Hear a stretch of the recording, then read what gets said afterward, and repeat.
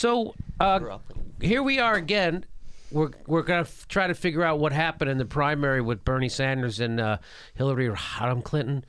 Here's and this is, of course, we know who this is. That is the former DNC chair, Debbie fucking Wasserman Schultz. And so here, let's listen to what she. Do you remember that book OJ wrote that seems so crazy that it actually happened? What was that book he wrote called? If I Did It. So just keep that in mind. That's how crazy everyone thought O.J. Simpson was. He wrote a book called If I Did It. Listen to what Debbie Wasserman says. I will be frank with you, that if I was trying to rig the outcome of this primary, trust me, I could have done. There are so many. What are you, O.J. Simpson? If I wanted to. Oh, if I would have wanted to rig this, if I could have. But who fucking says that? If I believed me, I could. Oh, so I don't understand. So you had to resign because people didn't like your penmanship?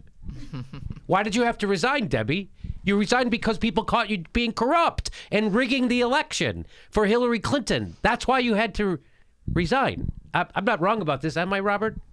I don't think so. Not No, I mean, to look, the information I have. It's a superdelegate has the right to go completely against the the voting of the mass of a state that voted for Bernie.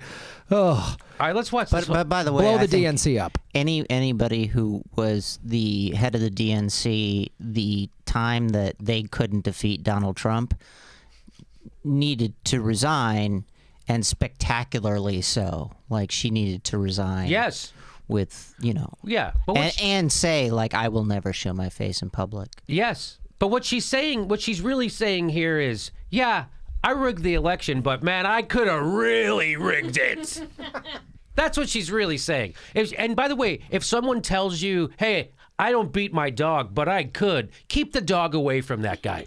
Well, it's OJ. I mean, honestly, to use the O.J. Simpson analogy, he was an abuser. Still is.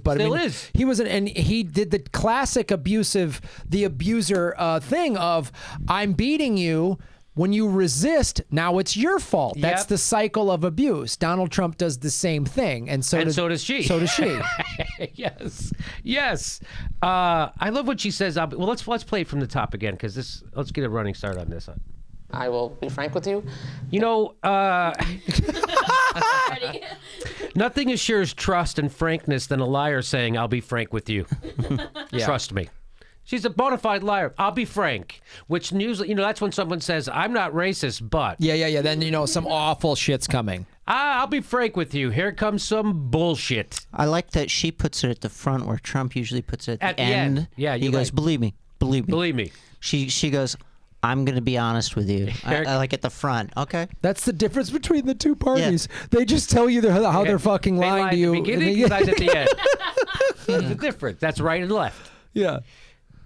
If I was trying to rig the outcome of this primary, trust me, I could have done. There are so many things that we could have done to enhance the campaign of one candidate over another. But things went pretty well for... First of all, there's so many things we could have done but didn't to sabotage Bernie Sanders. But what we did do turned out to be sufficient. Yeah. We didn't need to do any more because when you already have the superdelegates in your back pocket, then you're set. And you have every Democrat in the country also in your back pocket, except for Keith Ellison and Tulsi Gabbard. Everybody else in the party, every state Bernie went to, every Democrat in that state was against him. Just keep that in mind. Every Democratic organization, everything was against Bernie Sanders everywhere he went. Wait a minute, Jimmy. A bunch of other female Democrats ran against Hillary. Oh, no, they did not. No, they did not. Not one. Not fucking one of them. Elizabeth Warren? Oh, she's great. If she didn't run it. Didn't. Nobody did. But at least she endorsed Bernie. Oh, no, she didn't do. Yeah. There's an interesting thing in there where she made a point of saying, we, not I. Not I, we. Which is very strange. It's very strange because it's one of two things that she just did there, which was, one, she's going to diminish her own culpability, or two, she's letting you know, I'm part of a cabal.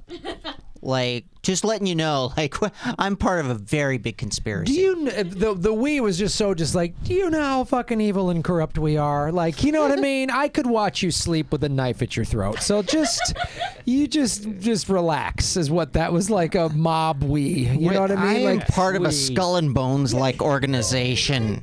You know, it'd be a shame if a guy fell down a flight of stairs. You know what I mean? And ruin this election. It you would know what I mean? It'd be a real tragedy. It'd be awful if it happened to me while I was in front of a bunch of alibis playing cards across town. That'd be a real bad thing. All right. Bernie Sanders, actually, in this Right, election. which is why it was mind-boggling to me that he was complaining about the number of debates, because things went. I don't know if you heard the beginning of that question. She said things went pretty well for Bernie Sanders during the campaign. Yeah, except he lost because, you know, superdelegates, voter purges, / polling locations, local establishment Democrats, establishment media blackouts, and an out-of-touch DNC who couldn't see they propped up the one candidate who could possibly lose to Donald Trump. Other than that, things went great for Bernie Sanders. Yeah. were going just fine. The Sanders campaign began aggressively trying to find a scapegoat and turn the attention away from mistakes that they made. Oh my This God. is Bernie Sanders is trying my to find a God. scapegoat. See, this is a profile in courage about how to take responsibility.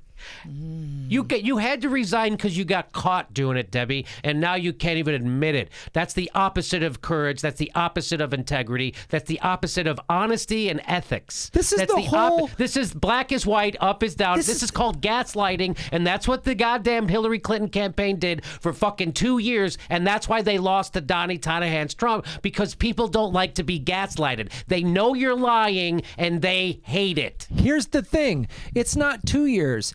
It's fucking 20-some years of the goddamn Clintons pulling this shit. I'm so tired of their bullshit. Let's go back to 2000. All he had to say, yep, shouldn't have had sex with Monica Lewinsky. I'm bad. I apologize to my wife and the American people. You lied to the fucking grand jury, asshole, and then you gave these Republican shitbags an excuse to gut. They're the worst. They're the worst. Well, By the way, Bill Clinton, Steph, excuse me, Bill Clinton had a private deal had a secret deal to privatize Social Security with Newt Gingrich. That is a true thing. And then it didn't happen because the next day, Monica Lewinsky happened. And so Monica Lewinsky saved Social Security.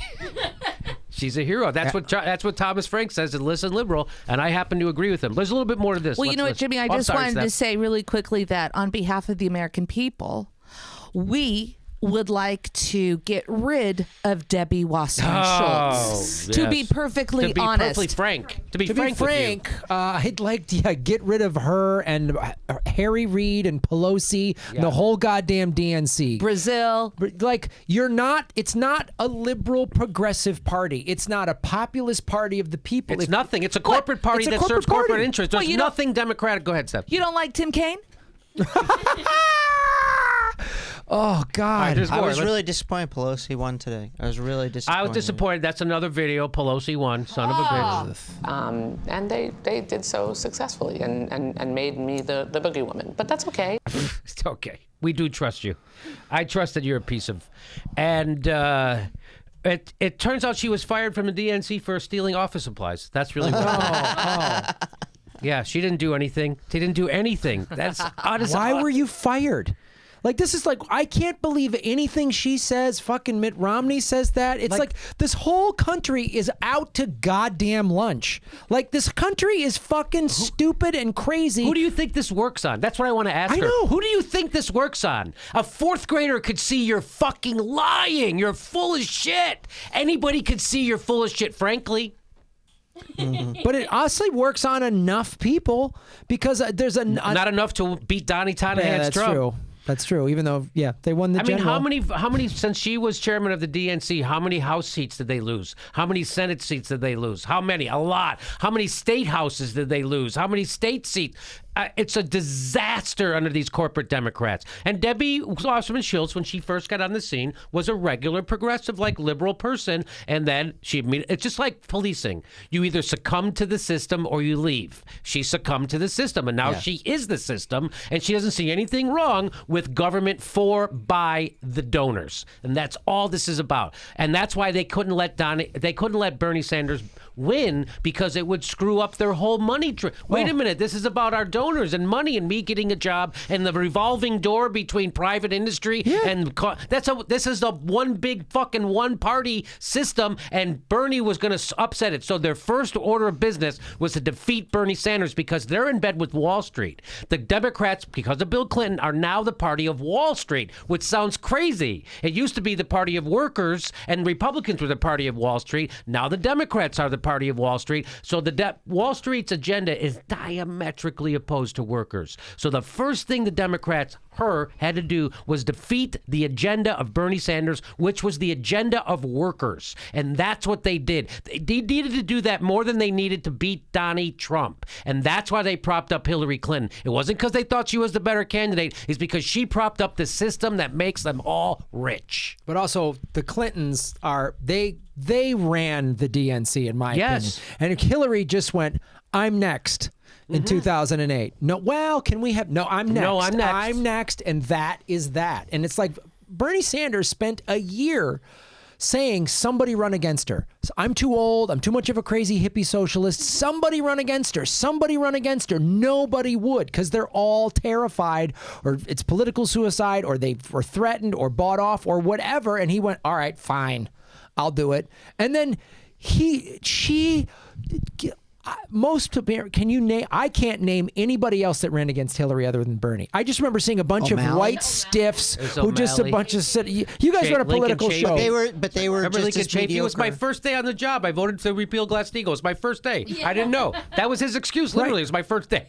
They were they're just a bunch of mopes. They're just, most Americans probably couldn't. You guys are on a political show, so yeah, you can. But most Americans are going to be like, well, there was Bernie, and then those other like guys that all look like, community college professors that the DNC just went, hey, you spineless mope, you get to run. We'll let you run because you're going to get crushed. And she didn't see Bernie coming at all, and the rallies and the people. She got out-lefted again in 2008. Yep. Barack ran to her left, and he won. And in 2016, Donald Trump ran to her left, and he won. He's against the trade deals, right? Which is a lefty position. He said he's going to shore up Social Security and Medicare, which goes against his own party's position. So he's taking all these positions he outlefted her on trade, outlefted her on workers, outlefted her on Social Security and he outlefted her on lots of stuff. And that's hilarious. That's how to the right the goddamn Democrats have gotten. You can't be in bed with Wall Street and still say you stand up. Right now, still, what's happening in North Dakota? Missing in action. No Barack Obama, no Hillary Clinton, no Elizabeth Warren. You know who is that? Bernie Sanders talked about it. Bernie Sanders is making a statement about it. You go to Hillary Clinton's Twitter feed, bupkis. Elizabeth Warren's Twitter feed, bupkis about this. Even though she said she's a Native American, Elizabeth Warren, now would be the time to stand up for them. And she's not, because she's part of the system. And that's why I'm not sure if the Democratic Party is worth saving. We're still not to the end of 2016, and I still haven't decided whether we should try to build up a third party or try to reform the Democratic Party. I think we need to do both. Yes. I think we could do a strong third party and try to get rid of the corporate Democrats. I think we could do that. What would this election have looked like had we had a debate, a big nationally televised debate with Trump, Clinton, I don't know fuck all about Aleppo, Gary Johnson, and Jill Stein? What would that have looked like? What would that? And people wanted it, by the way. 70% of American people wanted that. They didn't want. Those 100 million people that stayed home. What if 20 or 30 million of them just would have voted for? What if Gary Johnson got 10 electoral votes and Jill got 6? Yeah. What would that have done? Just what would that have done? But they couldn't. You couldn't have a non-corporatist on stage. You couldn't. They couldn't have that. You couldn't have somebody. By the way, you know how many climate change questions have been asked at a presidential debate since 2008? 0. That's why they couldn't have Jill Stein on that stage. Right. Zero. Well, another reason they couldn't have Jill Stein is because they handcuffed her or they took her away. They did. They handcuffed her to a chair for 8 hours. And by the way, I love Gary Johnson. He says, yeah, I didn't know where Aleppo was. If you don't know where a city is, you can't bomb it. It's Paul Gilmartin's joke, actually, which is a pretty good line. And Gary used it, so good for him. The Libertarians had an opportunity here. If they would have gotten a name person that, like a Republican that like a Rand Paul, if he would have did it. That was shocking the way Rand Paul just he faded into the background so fast. I couldn't believe it. I know. Well, listen, Debbie Wasserman Schultz, quite frankly, still full of shit, and you deserve to lose. Go away. Go away. Frankly. Frankly.